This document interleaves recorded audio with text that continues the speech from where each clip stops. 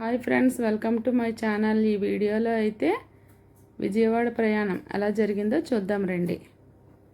మేమైతే మా అమ్మ వాళ్ళ ఇంటి దగ్గర పండుగ చేసుకొని మేము విజయవాడ బయలుదేరిపోయాం. ఈసారి మాతో పాటుగా మా అమ్మ నాన్న కూడా వస్తున్నారనమాట. మాకైతే ఇంటి దగ్గర పనులన్నీ చేసుకొని తినడానికి టైం సరిపోలేదు. అందుకనే ఇంకా ఇలా కారు ఎక్కగానే నేను మా అమ్మ అయితే గారెలు తినేసామన్నమాట. ఇంకా వెళ్తున్న దారి మొత్తం తుని నుంచి విజయవాడ వరకు వర్షాలు అలా పడుతూనే ఉన్నాయి. ఎక్కడ నాన్ స్టాప్, ఎక్కడ వర్షం తగ్గలేదన్నమాట. మేమైతే సాయంత్రం వేళ ఇక్కడ వేడిగా టీ తాగుదామని కాసేపు ఆగామన్నమాట. ఇంకా టీ తాగేసి మేమైతే బయలుదేరిపోయాం. ఇంకా విజయవాడ అయితే వచ్చేసామన్నమాట.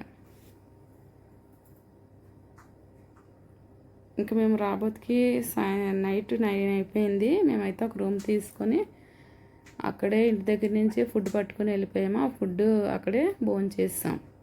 ఇంకా నైట్ సరదాగా తిరుగుదామని బయటికి వెళ్తే అక్కడైతే అసలు ఏ షాపులు తీసిలేవన్నమాట. అన్నీ క్లోజ్ అయిపోయి ఇంక మేము వెళ్ళిపోయాం.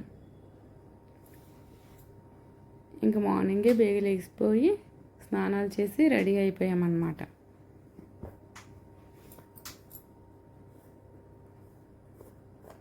ఇంక మా వారు అయితే కింద నుంచి వెయిట్ చేస్తున్నారు ఫాస్ట్గా రమ్మని. ఇదంతా విజయవాడ 5:30 నుండి 6 మధ్యలో.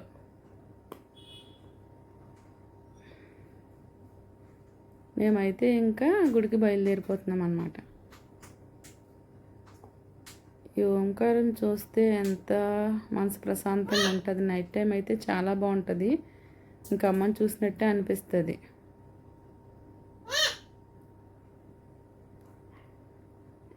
ఇంకా మేమైతే గుడికి బయలుదేరిపోయాం.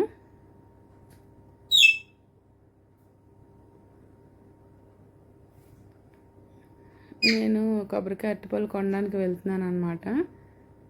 ఇంకా ఫోన్లు కిందనే వదిలేసాము. దర్శనం అయితే చాలా బాగా జరిగిపోయింది. దర్శనం చేసుకొని కిందకు వచ్చి సరదాగా ఫోటోలు దిగాం. ఇంకా అయితే మేము రిటర్న్ అయిపోతున్నాం అన్నమాట.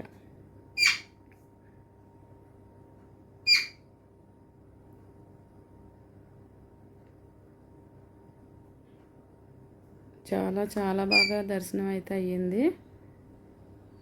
ఇప్పుడు ఇంకొక గుడికి అయితే వెళ్తున్నాం. అక్కడ గుడిని కూడా నెక్స్ట్ వీడియోలో చూసిద్దాం.